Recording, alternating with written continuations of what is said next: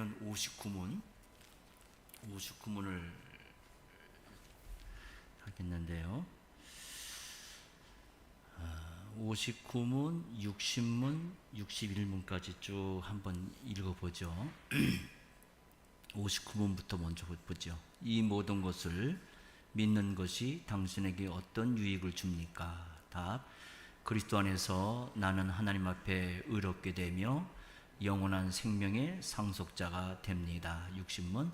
당신은 어떻게 하나님 앞에서 의롭게 됩니까? 답. 오직 예수 그리스도에 대한 참된 믿음으로만 됩니다. 비록 내가 하나님의 모든 계명을 크게 어겼고 단 하나도 지키지 않았으며 여전히 모든 악으로 향하는 성향이 있다고 나의 양심이 고소하지만 하나님께서는 나의 공로가 전혀 없이 순전히 은혜로 그리스도의 온전히 만족해 하심과 의로움과 거룩함을 선물로 주십니다. 하나님께서는 마치 나에게 죄가 전혀 없고 또한 내가 죄를 짓지 않은 것처럼 실로 그리스도께서 나를 위해 이루신 모든 순종을 내가 직접 이룬 것처럼 여겨주십니다. 오직 믿는 마음으로만 나는 이 선물을 받습니다. 61문. 당신은 왜 오직 믿음으로만 의롭게 된다라고 말합니까? 답. 나의 믿음에 어떤 가치가 있어서 하나님께서 나를 받으실 만한 것은 아니며 오직 그리스도의 만족해 하심과 의로움과 거룩함만이 하나님 앞에서 나의 의가 됩니다. 오직 믿음으로만 이 의를 받아들여 나의 것으로 삼을 수 있습니다. 지금 오늘 우리가 방금 함께 읽은 59문은 이 모든 것을 믿는 것이 당신에게 어떤 유익을 줍니까? 라고 묻고 있는데요. 여기서 이 모든 것이란 것은 앞에 우리가 지금까지 쭉 공부했던 사도신경을 가리키겠죠. 그러니까 여기에 대해서 그 삼위 하나님을 통해서 우리가 그 사도신경을 통해서 삼위 하나님과의 그 약속, 교제, 거룩한 교제 이런 것들을 우리가 배웠는데 이런 것들이 지금 우리에게 어떤 유익을 주느냐 이게 묻고 있는 거죠. 그래서 이 앞에서 20문에서 21문은 믿음의 필요성, 왜 믿음이 필요한가? 그러면 그 믿음이 뭔가 하는 믿음에 대한 정의, 그리고 그 믿음의 내용은 뭐냐 하는 것이 22문에서 이제 58문까지 사도신경에 대해서 쭉 가르쳤잖아요. 그런 다음에 이제 유익을 묻고 있는 건데, 참 이런 걸 볼 때 참 이 순서가 이 신자에게 참 아름답다 이렇게 우리가 생각할 수 있겠습니다. 사실 사도신경을 통해서 우리는 믿음의 내용인 삼위 하나님과의 교제에 대해서 배웠는데 여기에서 얻는 유익이라고 하는 것은 단 한마디로 말하면 의롭다 하심입니다. 그 내용을 조금 더 한 걸음 더 들어가서 얘기한다면 나의 양심이라는 것은 내 생활을 또 내 성격, 본성 있잖아요. 본성이나 이런 것들을 행동을 보면서 늘 고소하는 것이 있지만 네가 그래가지고 신자냐? 네가 그래가지고 뭐 안 믿는 사람보다 낫다고 할 수 있는 게 뭐가 있냐? 그래가지고 뭐 무슨 그리스도가 어쩌고 저쩌고 하면서 믿음으로 천국을 간다고? 허튼 소리 하지 마라. 뭐 이런 식으로 내 양심이 나를 고소할 수 있지만 그리스도 안에서 만족해 하심 그리고 의로움, 거룩함으로 나는 의롭다함을 얻고 그리스도께서 행하신 것을 내가 참되게 믿음으로써 받아들임으로 인해 나는 의롭다함을 얻는다고 60문에 그렇게 고백을 합니다. 여기서 의롭다 하심의 근거라고 하는 것은 어떤 우리의 도덕적인 윤리적인 그런 행동이나 선이 아니라 오직 그리스도의 의의를 가리키고 나의 믿음이라는 것은 단지 거기에 수단에 지나지 않는다는 겁니다. 그러니까 믿음이 공로가 되지 못한다는 얘기죠. 그러니까 의롭다 하심의 중심이라는 것은 오직 그리스도이고 우리는 여기에 다른 어떤 것도 보탤 것이 없게 됩니다. 나라는 사람이 불완전한 것처럼 나의 행했던 선행이라는 것도 역시 불완전한 건데, 이렇게 나의 선행이 불완전한 것처럼 나의 믿음도 역시 완전하지 못합니다. 우리는 오직 은혜로만 구원을 얻는 거고, 선물로 주신 믿음으로 우리는 그 은혜에 참여하는 것뿐이에요. 그렇기 때문에 사도신경을 배운 우리는 우리에게 이처럼 의롭다 하심의 선물을 주신 삼위 하나님을 이 거룩한 주일 아침 예배당에 나와 예배로서 찬송할 뿐입니다. 자, 그런데 여기 59문에서 보면은 눈여겨볼 게 그리스도 안에서 이 말을 합니다. 사도신경을 고백한 성도는 자기를 항상 어디에서 자기가 자기됨을 발견하냐? 그것은 그리스도 안에서만이 자기를 발견할 수가 있습니다. 앞에도 얘기했지만 사람은 본성적으로 자기를 사랑하고 항상 자기중심적으로 살기 마련입니다. 생각도 자기중심이고, 그래서 자기와 이 상대의 말이 교착점이 서지 않고 공통분모가 나오질 않고, 또 자기 의견이 상대방에 의해서 받아들이지 않을 때는 결국 분쟁, 싸움, 또 긴장 이런 것이 나올 수밖에 없잖아요. 그것은 우리가 가족 간에도 그렇고 부부 간에도 그렇고 친구 간에도 그렇고 이웃 간에도 그렇고 심지어 교회 안에서도 역시 마찬가지단 말이에요. 하지만 사도신경에서 이 삼위 하나님의 사역을 배운 사람은 자기라는 것을 그리스도 안에 있는 자기를 발견하게 됩니다.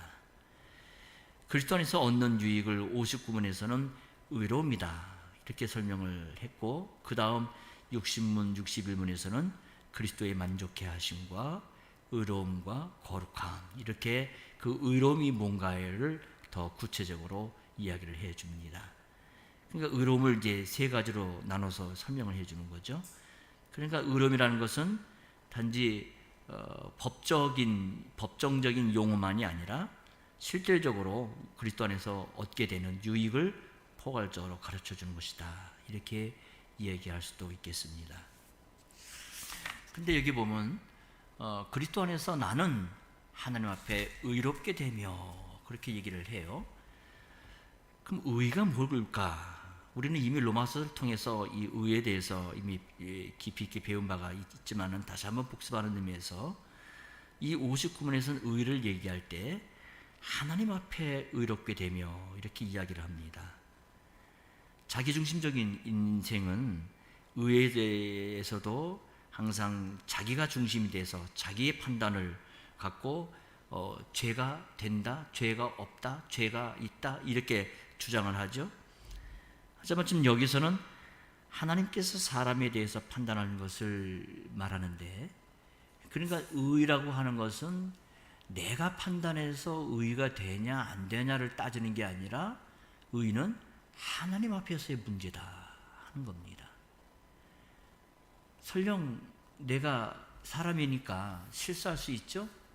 그러니까 도덕적이나 윤리적으로 어떤 실정법을 어긴 일이 있다 할지라도 하나님의 기준은 사람의 기준과 다르기 때문에 하나님 앞에서 자기 의를 사람은 주장할 수가 없다 하는 얘기입니다. 우리의 마음을 감찰하시는 분이 하나님이기 때문에 누구라도 죄인됨을 고백하지 않을 수가 없게 되는 겁니다.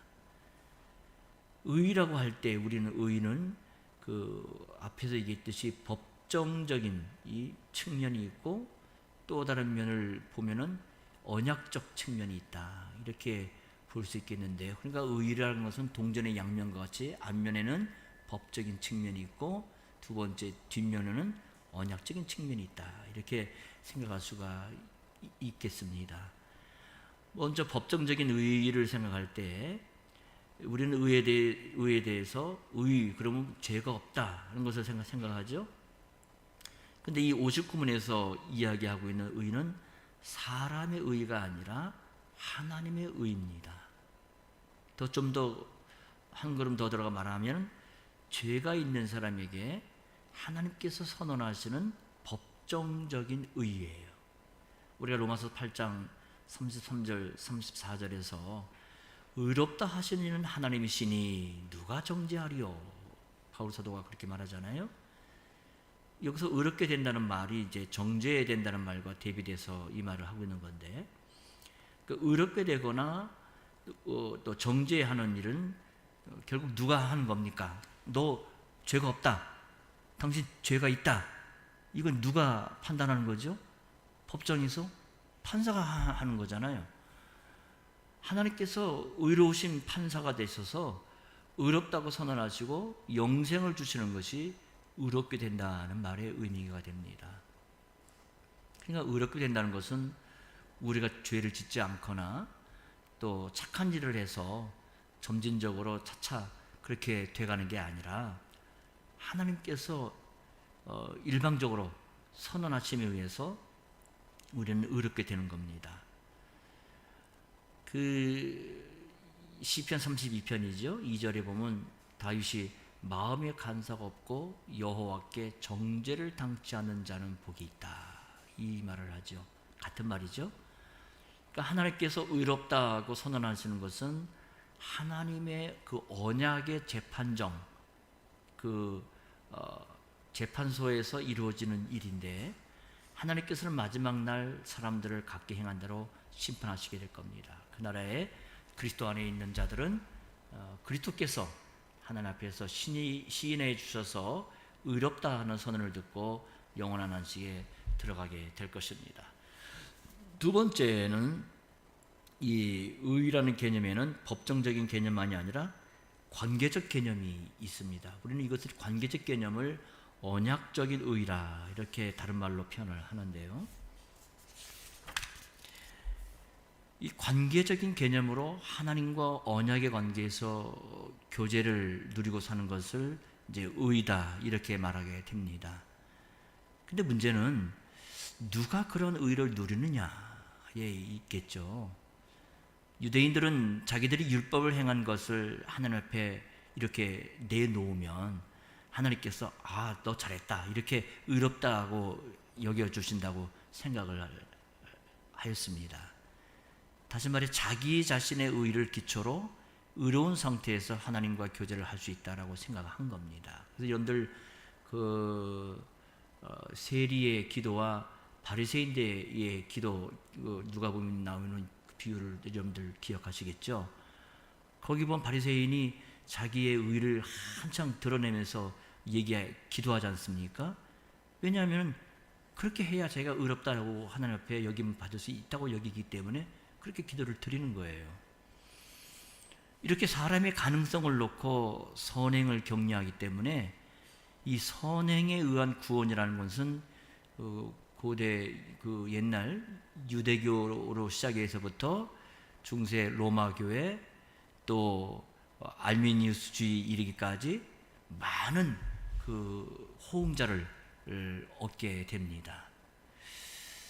그러나 이 관계의 개념에서 중요한 것은 앞에서 우리가 얘기했지만 의를 행하는 사람이 아니라 언약을 하시고 그 언약을 이루어 주시는 하나님 자신입니다. 우리가 모세의 율법의 서문인 출애굽기 19장에서 하나님께서 이스라엘 백성들을 놓고 시내산 앞에서 언약을 맺으시잖아요. 그 하나님과의 관계 설정을 하시는 장면이 출애굽기 19장에 나오는데, 거기에 보게 되면 그 언약의 주체자는 이스라엘 백성이 아니라 하나님이십니다. 이처럼 바울 사도는 사람에게서는 의를 행할 수 있는 능력이 없기 때문에 그리스도의 완전한 순종을 믿음으로만 의롭다함을 얻을 수 있다라고 이 빌립보 3장 9절이죠. 내가 가진 의는 율법에서 난 의가 아니요 오직 그리스도를 믿음으로 말미암은 것이니 곧 믿음으로 하나님께서 난 의라, 이렇게 말합니다. 그리스도께서 언약의 관계를 이루시면 그게 바로 의예요. 하나님께서 아브라함과 언약을 맺으시고 그 언약을 지키면 그게 바로 하나님의 의로움이셨다고요. 하나님께서는 그 언약대로 언약의 말씀에 순종하면 생명을 주시고, 순종치 않으면 죽는 거예요. 사망을 보내시는 거예요. 이처럼 하나님의 언약의 말씀에 의해서 복과 저주를 내리는 것이 하나님의 의입니다. 따라서 언약을 지키시는 하나님의 의는 두 가지 양면으로 나타나는데 그것은 심판과 구원의 양상으로 나타나게 됩니다. 그러니까 하나님의 심판도 의고 하나님의 구원도 의예요. 우리가 잘 아는 이스라엘 백성들이 범죄했을 때 하나님은 이웃 나라를 통해서 포로로 잡혀가게 만드시잖아요. 그리고 나서 그 하나님의 심판을 선언하시면서 하나님의 의가 드러났다라고 얘기를 합니다. 그리고 또 아브라함과의 언약을 생각하시고 그들을 다시 포로에서 돌리시면서 구원하시게 되는데, 그럴 때도 역시 의로 그들을 구속하셨다 이렇게 얘기합니다. 이사야 1장 27절 보면은 시온은 공평으로 구속되고 그 귀정한 자는 의로 구속이 되리라 이렇게 말을 하죠. 시편 98편 1절에서 3절 말씀 같이 볼까요? 시편 98편 1절에서 3절입니다.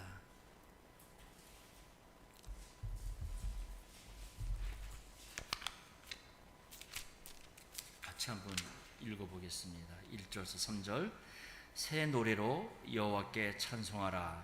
대저 기이한 일을 행하사 그 오른손과 거룩한 팔로 자기를 위하여 구원을 베푸셨도다. 여호와께서 그 구원을 알게 하시며 그 의를 열방의 목전에 명백히 나타내셨도다.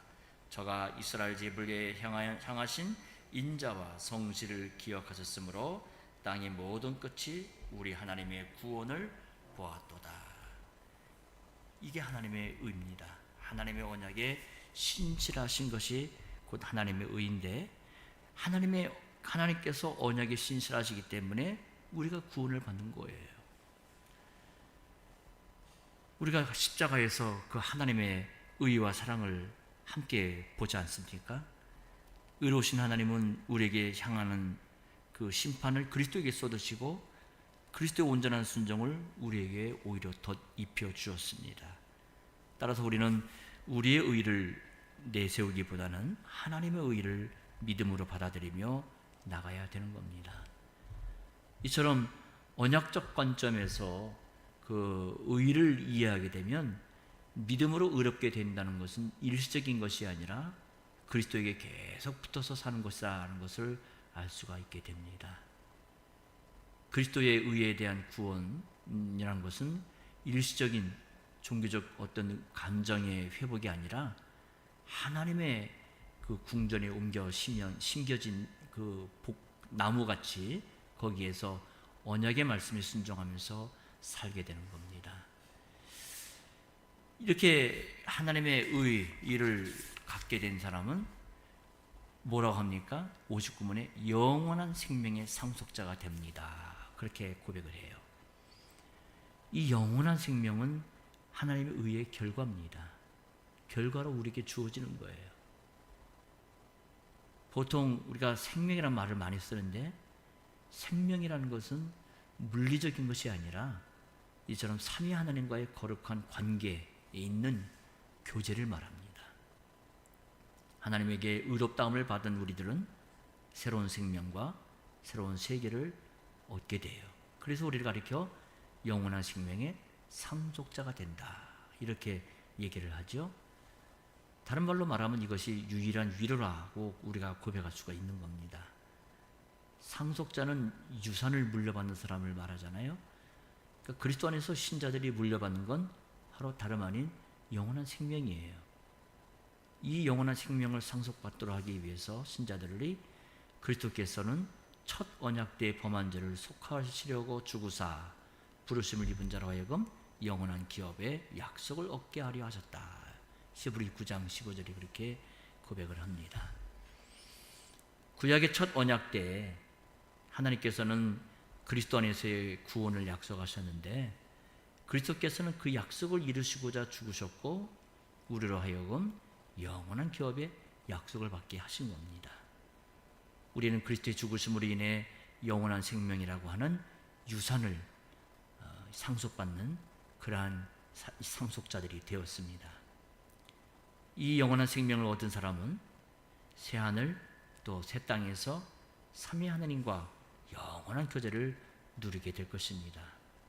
이 나라 밖의 사람들은 그 영원한 진노 아래에서 영원한 고통을 당하지만 의롭다 하심을 입은 자들은 의가 충만히 거하는 새하늘과 새 땅에서 주님과 함께 영원히 살게 될 것입니다. 바로 지금 이 복음의 사실을 믿는 자가 영원한 세계까지 계속해서 그 길을 진행해 나갈 수 있다 하는 것을 우리가 하나님의 말씀 앞에서 또 주일마다 우리가 강단의 말씀을 받으며 이 내용을 확인하게 되는 겁니다.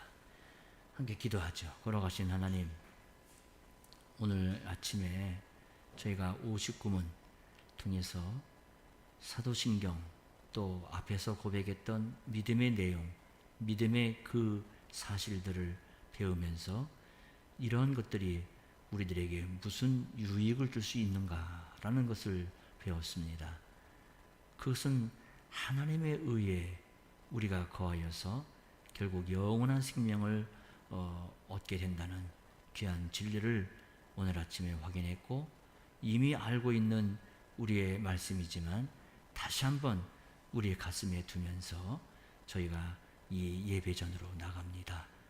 주님, 우리의 마음이 항상 하나님의 의에 거하는 백성이라는 사실을 잊지 아니하고 그리스도 안에 있는 자기를 보면서 한 걸음 한 걸음 이 세상에서도 힘있게 나가게 하여 주옵소서.